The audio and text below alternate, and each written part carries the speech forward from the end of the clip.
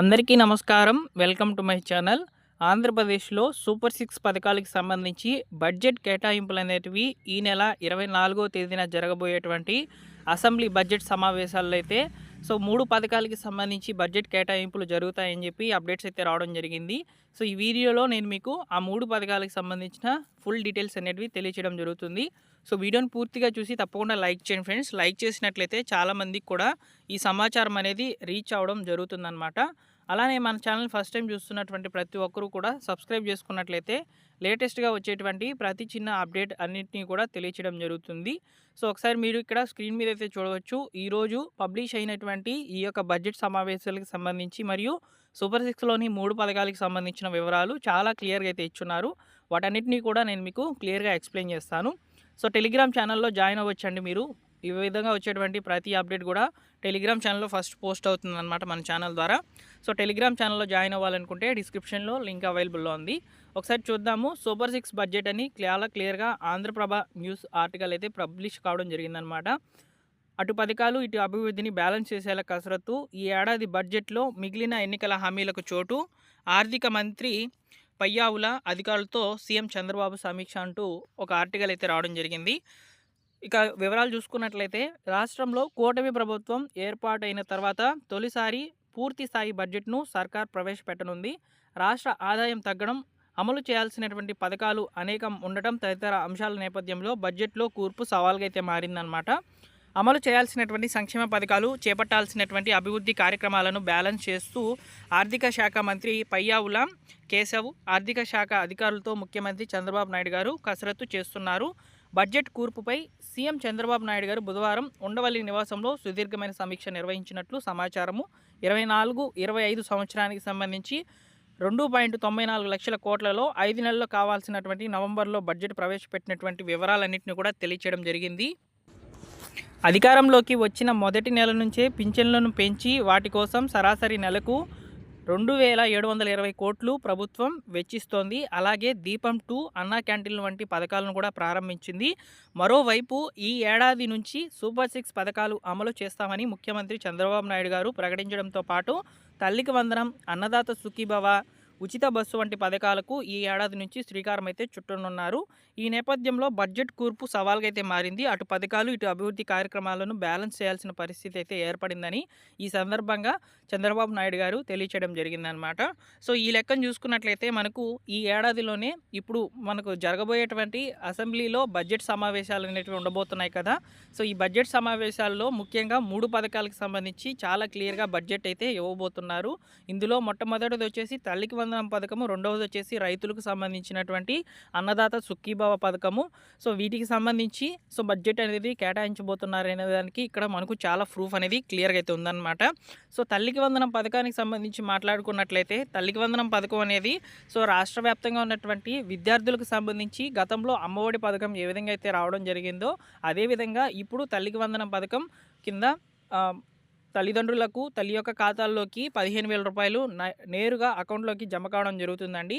ఎలాంటి cut offs ఉండకుండా డైరెక్ట్గా 15,000 రూపాయలు ఇంట్లో ఎంతమంది బిడ్డలు చదువుకుంటూ ఉంటే అంతమందికి కలిగి ఈ యొక్క డబ్బులు అనేటివి విడుదల కావాల్సి అయితే ఉన్నదన్నమాట.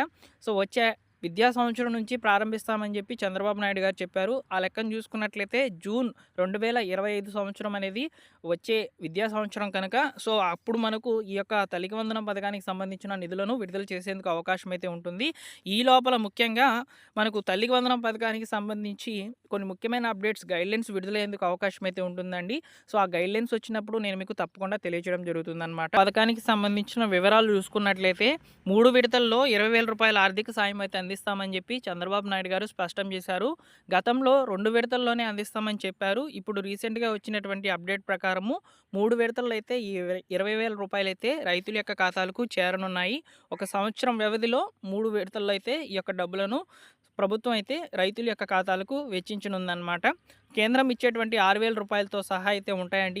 20,000 రూపాయలు కేంద్రం ఇచ్చేటువంటి పీఎం కిసాన్ నిధులు అన్నమాట అవి.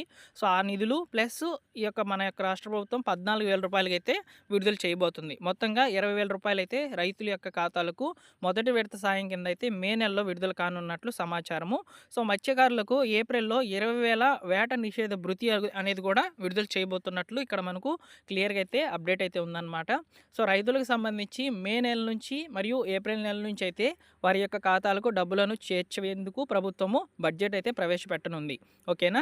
సో నెక్స్ట్ వచ్చేసి ముఖ్యంగా రైతులకు సంబంధించి రీసెంట్గా సో రైతు రిజిస్ట్రీ నెంబర్ అనేది సో రెడీ చేస్తున్నారండి. రైతు రిజిస్ట్రీ ప్రాజెక్ట్కి సంబంధించి దాదాపు రైతులు నమోదు చేసుకునేటువంటి రైతు రిజిస్ట్రీ ప్రాజెక్ట్ను కేంద్రం ప్రారంభించిందని, దీన్ని త్వరితగిన పూర్తి చేస్తే రాష్ట్రానికి 600 కోట్లు వస్తాయని చెప్పి రాజశేఖర్ అయితే వివరించారనమాట. ఈ రైతు రిజిస్ట్రీ నెంబర్ అనేది ఫ్యూచర్లో రైతులకు సంబంధించి సబ్సిడీ లోన్స్ కానివ్వండి, అదేవిధంగా ఏమైనా వస్తువులు యంత్రాలు కొనుగోలు చేసుకున్నప్పుడు వాటిలో సబ్సిడీ వచ్చేందుకు, అదేవిధంగా రైతులకు సంబంధించి బ్యాంకులకు రుణాలు ఏమైనా పెట్టుకునేందుకు ఈ యొక్క రైతు రిజిస్ట్రీ నెంబర్ అనేది ఉపయోగపడుతుంది. సో మనకు సోమవారం నుంచి అయితే రైతు రిజిస్ట్రీ నెంబర్లను నమోదు చేస్తున్నారనమాట. సో రైతులు ప్రతి ఒక్కరూ కూడా ఈ నెంబర్ కలిగి ఉంటేనే మీకు ఫ్యూచర్లో పథకాలు అనేటివి రావడం జరుగుతుంది. సో తప్పకుండా రైతులు ప్రతి ఒక్కరూ కూడా ఈ రైతు రిజిస్ట్రీలో నమోదు చేసుకోండి మీ యొక్క ఆధార్ నెంబర్తో. ఓకేనా. సో నెక్స్ట్ వచ్చేసి మనకు బడ్జెట్లో భాగంగా మహిళలకు మరిన్ని ఉద్యోగ అవకాశాలు కల్పించే విధంగా వర్క్ ఫ్రమ్ హోమ్ జాబ్స్ అనేటివి తీసుకువస్తామని చెప్పి చంద్రబాబు నాయుడు గారు గుడ్ న్యూస్ అయితే చెప్పారు. ఏపీ మహిళా ఉద్యోగులకు శుభవార్తనైతే అందించే విధంగా కూటమి ప్రభుత్వం అడుగులైతే వేస్తుంది. మహిళా ఉద్యోగులకు వర్క్ ఫ్రమ్ హోమ్ కల్పించేందుకు ప్రణాళికలు సిద్ధం చేస్తుందన్నమాట. ఈ మేరకు రాష్ట్రంలో మహిళలకు వర్క్ ఫ్రమ్ హోమ్ విధానాన్ని ప్రారంభించేందుకు ప్రణాళికలు రూపొందిస్తున్నామని సీఎం చంద్రబాబు నాయుడు గారు ఎక్స్ వేదికగా అయితే వెల్లడించారనమాట. తాజాగా స్టెమ్ కోర్సు మహిళలకు శుభాకాంక్షలు తెలిపినటువంటి సీఎం చంద్రబాబు నాయుడు గారు సో సైన్స్ రంగంలో విజయాలు సాధిస్తున్నటువంటి మహిళలకు అభినందనలు అయితే తెలియచేయడం జరిగిందనమాట. సో సాంకేతికంగా వర్క్ ఫ్రమ్ హోమ్ ప్రాముఖ్యతను పెంచామని ఆయన గుర్తు చేశారనమాట. రిమోట్ వర్క్, కోవర్కింగ్ స్పేసు, అదేవిధంగా నైబర్హుడ్ వర్క్ స్పేస్ వంటి కాన్సెప్ట్స్లు అనువైనవి ఉత్పాదక వాతావరణాన్ని తీసుకొస్తాయని చెప్పి ఆయన ట్వీట్ చేయడం జరిగిందనమాట. సో మహిళలకు ఎవరైతే ఆల్రెడీ ఉద్యోగాల్లో ఉన్నటువంటి మహిళలకు వర్క్ ఫ్రమ్ హోమ్ ఆపర్చునిటీ ఇచ్చే విధంగా సో ప్రణాళికలు అనేటివి తీసుకొస్తామని చెప్పి చెప్తున్నారనమాట చంద్రబాబు నాయుడు గారు.